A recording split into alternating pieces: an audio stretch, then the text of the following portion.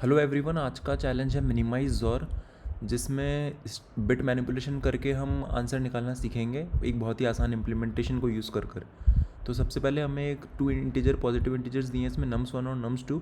हमें एक integer x ऐसा फाइंड करना है जिसमें same number of set bits हो नम्स 2 के बराबर। तो बेसिकली नम 2 का एक परम्यूटेशन होगा वो, और x ज़ोर नम 1 हमें मिनिमल करना है। तो जो नम 2 का ये परम्यूटेशन होगा उसे हम x बोल रहे हैं, और x और नम 1 का हमें मिनिमल करना है ज़ोर को। ज़ोर का स्पेशल प्रॉपर्टी ये है कि अगर डिफरेंट बिट्स, अगर सेम बिट्स होते हैं तो ज़ीरो हो जाता है, और डिफरेंट बिट्स होते हैं तो 1 हो जाता है। तो हमें इस बात का ध्यान रखना है, और हमें रिटर्न करना है इंटीजर x। आंसर रिटर्न नहीं करना, हमें x जो परम्यूटेशन है नम 2 का वो रिटर्न करना है। और टेस्ट केसेस इस तरीके से जनरेट हुए हैं कि x यूनिकली हम डिटरमाइन कर सकते हैं, और number of set bits in an integer 1 is the number of ones in its binary representation. तो सेट बिट्स की डेफिनेशन हमें दे दी गई है। तो नम 1 जैसे 3 है और नम 2 5 है, तो रिप्रेजेंटेशन इन दोनों की ये है।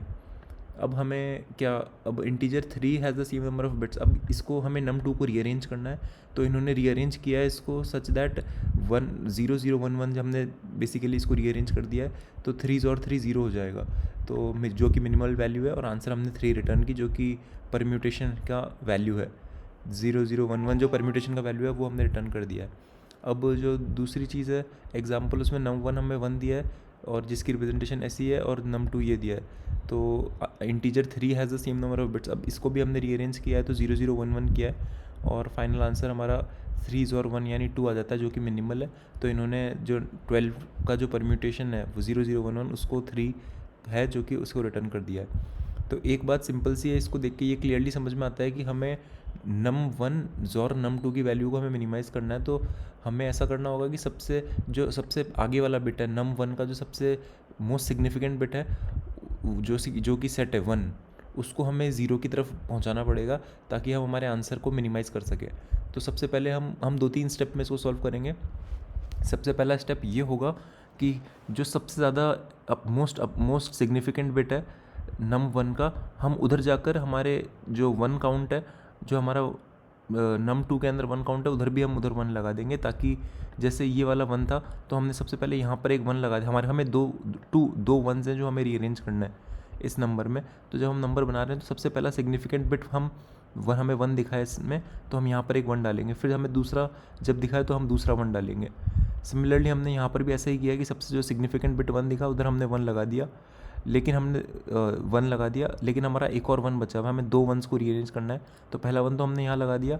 अब जो बचे हुए वंस हैं उनको हम लीस्ट सिग्निफिकेंट बिट से 1 सेट करना स्टार्ट करेंगे। तो इस केस में हमारा एक 1 बचा हुआ है, तो हम लेफ़्ट से स्टार्ट करेंगे राइट की तरफ, और उसको 1 करते जाएंगे। तो इस केस में हमारा रिप्रेजेंटेशन इस तरीके से 1 1 0 0 0 0 1 1 आ जाता है।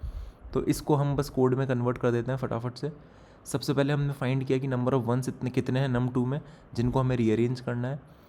उसमें हमने सिंपल सा नम 2 मॉड्यूलो 1 को हमने चेक किया और वंस प्लस प्लस कर दिया है। दूसरा हमने बाइनरी रिप्रेजेंटेशन निकाला नम 1 का, और उसको एक वेक्टर में स्टोर कर लिया है।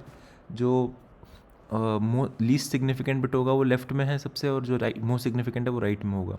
तो अब हमने n निकाल लिया वेक्टर का साइज़, एक निकाल लिया हमने ज़ोर आउटपुट, जो कि हमें बताएगा कि ज़ोर आउटपुट क्या होगा हमारे फाइनल दोनों ज़ोर के। जब हम ज़ोर ऑपरेटर लगा देंगे तो हमारा फाइनल आउटपुट क्या आएगा, और उसको इनिशियलाइज हमने v के बराबर कर दिया। और नम 2 वे निकाला है, यानी हम नम 2 को रीअरेंज कर रहे हैं, उसको हमने वेक्टर ऑफ इंटीजर n,0 के बराबर सेट कर दिया। तो ये है रीअरेंजिंग नम 2। नम 2 को हमने किस तरीके से रीअरेंज किया है कि हमारा आंसर मिनिमम हो जाएगा। अब हम सबसे पहले ऐसा कर रहे हैं जो हमने डिस्कस किया था कि सबसे मोस्ट सिग्निफिकेंट बिट से स्टार्ट कर रहे हैं n-1 से, और अगर number of ones greater than 0 है और साथ ही में vi 1 है, तो हम उसको ज़ोर आउटपुट को हम 0 कर देंगे, और नंबर ऑफ़ 2 का जो वैल्यू है उसको 1 कर देंगे। इसका मतलब ये हुआ कि ज़ोर आउटपुट जो है इस पोजीशन पे वो 0 आएगा, क्योंकि नम 2 का जो परम्यूटेशन है उधर हम उसके 1 बिट को सेट कर रहे हैं, और वी आई ऑलरेडी 1 है और नम 2 भी अगर 1 हो गया तो इसका ज़ोर आउटपुट 0 हो जाएगा। इसीलिए हमने ऐसा किया और माइनस माइनस वंस कर दिया, क्योंकि अब हमारा एक नंबर ऑफ़ 1 काउंट कम हो गया। अब हमारा केस ये आ गया है कि हमने वंस जितने एग्जिस्ट करते थे नम वन में वो तो उनकी जगह पे तो हमने वन लगा दिया। अब बात आती है कि अभी भी हमारे पास वन बच गए हैं, तो हम ये वाला केस उस वाले केस में आ गए हैं कि इस केस में हमारे पास 2 वन थे, एक तो हमने इसके बराबर वन वाली जगह पे रख दिया, एक वन हमारा बच गया, तो हमने लीस्ट सिग्निफिकेंट से स्टार्ट किया, मोस्ट सिग्निफिकेंट की तरफ बढ़ते गए और तब तक वन सेट करते गए। तो बेसिकली हमने वही किया है कि if ones remaining set least appropriate 0 bits to 1। तो हमने 0 से लेके n तक गए और vi अगर 0 है और वंस का काउंट अभी भी बचा हुआ है तो फिर जोर आउटपुट को तो हमने 1 के बराबर सेट कर दिया, क्योंकि vi 0 है और नम टू वे को हम 1 के बराबर सेट कर रहे हैं और 0 और 1 का जोर हम जानते हैं 1 होगा।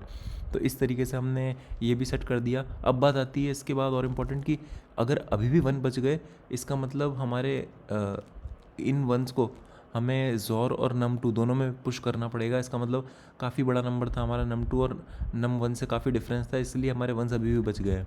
हमने ऑल दो सारे वंस कर दिए हैं सेट, तब भी हमारे वन बच गए। तो इसका मतलब हमें नम टू और जोर में दोनों में जब जितने बचे हुए वंस हैं उतने पुश बैक करने पड़ेंगे। और फाइनली हमने जो हमारा बाइनरी रिप्रेजेंटेशन निकला है नम टू वे का, उसका हमने बाइनरी रिप्रेजेंटेशन से डेसिमल वैल्यू निकाल लिए, नम टू वे के साइज़ के बराबर आइटरेट करते गए और नम टू वे की ith बिट के बेस पे हम 2 की पावर i करके हम आंसर निकाल रहे हैं और आंसर में ऐड करते जा रहे हैं। तो इस तरीके से हमने देखा है, हम इसको directly o of n log n में easily o of log n basically में सॉल्व कर पाए हैं, जहाँ पे log n है number of bits in num to और नम वन। तो इस तरीके से हम इसको सॉल्व कर सकते हैं। इसमें अगर आपको कुछ भी यूज़फुल या वैल्यूएबल लगा हो तो लाइक और सब्सक्राइब जरूर कीजिएगा। Thank you.